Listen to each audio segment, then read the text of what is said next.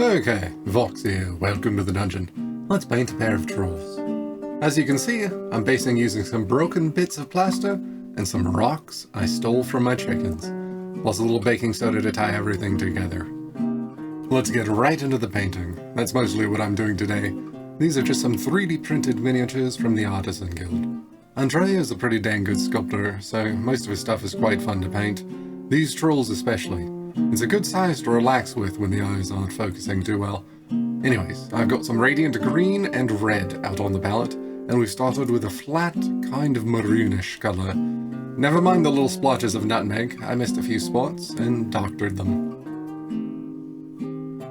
But we'll just loosely do a kind of dry brush. Oil brushing. This is accomplishing a similar goal to the pre-glaze when starting from a light color. We're setting them up with a dry layer first instead of wet though. It'll give some tooth to the upcoming paints. Using mostly the green and red are across the street, so you can't go wrong having them together. We're gonna push one troll warm with green gold splotching it into the opaque setup we have. It'll blend out decent. For the other, we're gonna go cool using Perylene Black. This will read as like a teal or even blue next to the other warm green troll. But I assure you, I still think that Perylene Black is green. Anyways, we'll add a little reinforcing highlight here as well. Next, I mix up a highlight for the warm troll. A proper orky kind of skin tone, using green gold and the radiant green to just kind of define some more areas that might have been missed with that initial oil brushing. I do add a little Terra Rosa, and upcoming will also be Alizarin Crimson and Brilliant Yellow Pale. That'll be all though for this palette. Don't think I need too many colors even for such large models. There's quite a bit of variance you can achieve by mixing. 7 colors is plenty. Maybe we'll add white way later, but as I disorderly write this script right now, I haven't had to edit yet. Anyways, I pick out details on the cool troll, either glazing to just incorporate the oil brush stage, or obliterating the underpainting with a more opaque base coat. That's important, by the way. Don't get attached to underpaintings. Then I do the same for the warm troll, blocking in future colors, or just glazing into the underpainting as I feel. Okay, we're starting pretty orky green with this sword the cool troll has, but this thing shifts colors a few times as it turns out. Stay tuned. Well, this clip is just titled Male Glazing. You see why I started calling him the cool troll instead. It is accurate though. A little time skip occurs, a day passes, and my oils are dry, so I go in and give some shadows or colors to the areas that need it on him. I do also do some more base coating. Finally getting an idea of the hair color I'm wanting, so I'm setting that up on his beard. All that glazing sets up for a wonderful layer of brilliant yellow pale to really reinforce any highlights that I want there to be. Wet over dry, fat over lean, I think this is what they mean. Takes a while to get a feel for, and to be honest, I generally have different areas of the model, especially on models of this size and larger, that are alternatingly dry or wet. Mistakes don't matter that much in oils though. It's very easy to just wipe things away and try again. It's only a hard process if you expect yourself to get it right the first time. A pass of brilliant yellow pale on the warm troll goes by smoothly. And here's where the crimson comes out. Alizarin dots are the order of the day, big splotchy ones. I don't think there's enough dots on trolls. Fish have tons of them, and I figure trolls are where rock and water meet. Whether it's a mountain stream or a stagnant bog. The longer these bases stay red like this though, the more I think that they may be in some drunken tributary. The Trollin's gotta be good on that river. I think trolls would be strong enough to shrug off the intoxication. Ah, more cool glazing. I just love how the red started coming out on this guy's armor. We're also mixing some green gold and Terra Rosa at this point and thinning it fairly heavily by brushing it out on the palette. That's right. You thin without the thinner more often than not, and that is just a lovely gold color. Green gold on its old can be as well, mind you, but the Terra Rosa, or any PR 101 paints I've used so far, gives a lovely warmth. I just glazed that right over the areas I've picked up with brilliant yellow pale earlier. And dots for the lady too. Same color, as I do want these two to share a palette. Also, still figuring out the color of her blade. Then we've got another layer of highlights on her, mixing another warm green, though it still does wash her out a little bit. Using straight radiant green here to highlight the cool troll. Again, it washes out and chalks up a little bit, but that'll be fixed later. Also another brilliant yellow pale detail hunt once the skin is done.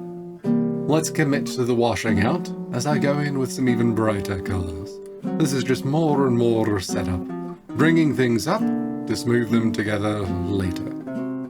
Okay, she's been properly desaturated with opaques. I mixed together a wonderfully green mix of green gold and Terra Rosa. Now here for really smooth glazing we've waited a day. And then I'm mixing some cold wax medium, neo-megla, and one brush load of odorless spirits to get it all together. This mix dries pretty quick, and really helps things go on transparent without upsetting what's underneath. Now I'm not being gentle here, this mixed with a little bit of the paints can just be jammed in and wiped away smooth. So any areas that I've accidentally painted opaques will regain just a bit of definition, and at the same time will be smoothing and tying together all the colors we've put so far. I alternate the ratios on Terra Rosa and green gold in order to give a little more variety for hitting her trinkets and such with as well. Just little variations with the same paint can really help make the details stand out. And finally, let's start painting the base.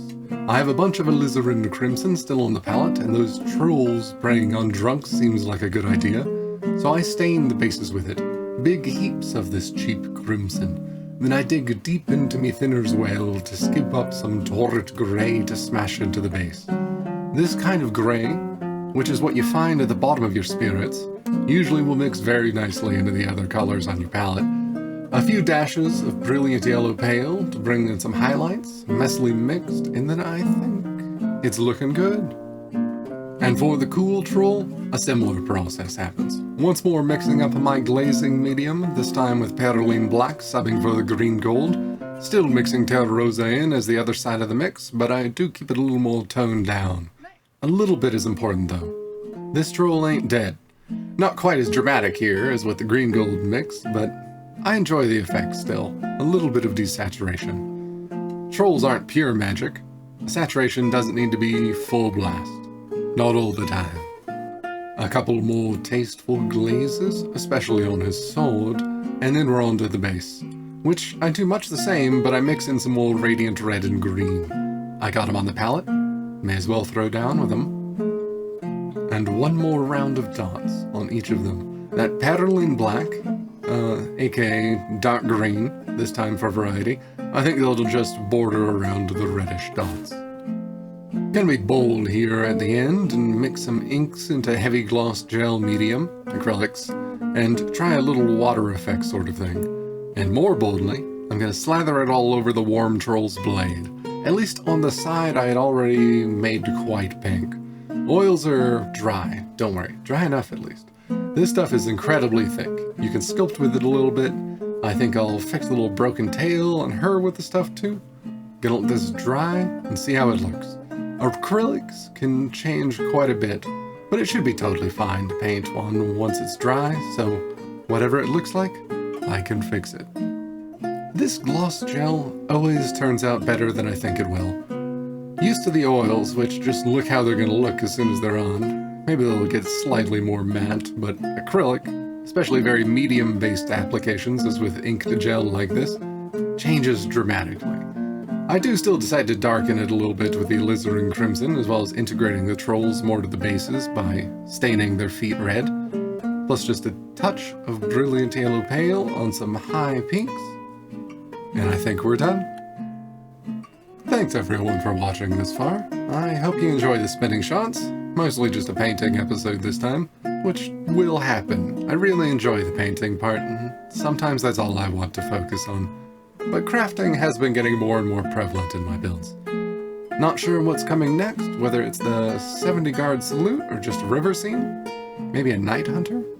Anyways, if you made it this far, you should do the YouTube things that I will say soon to make the button light up on your tab. Did you know that it does that on some of the bigger channels? I'm not doing a retake on the outro. I'm curious if it will with mine. So, like and subscribe. Did it work? Here, look, you can have one more song. I hope you're all having a wonderful day. Have a good one.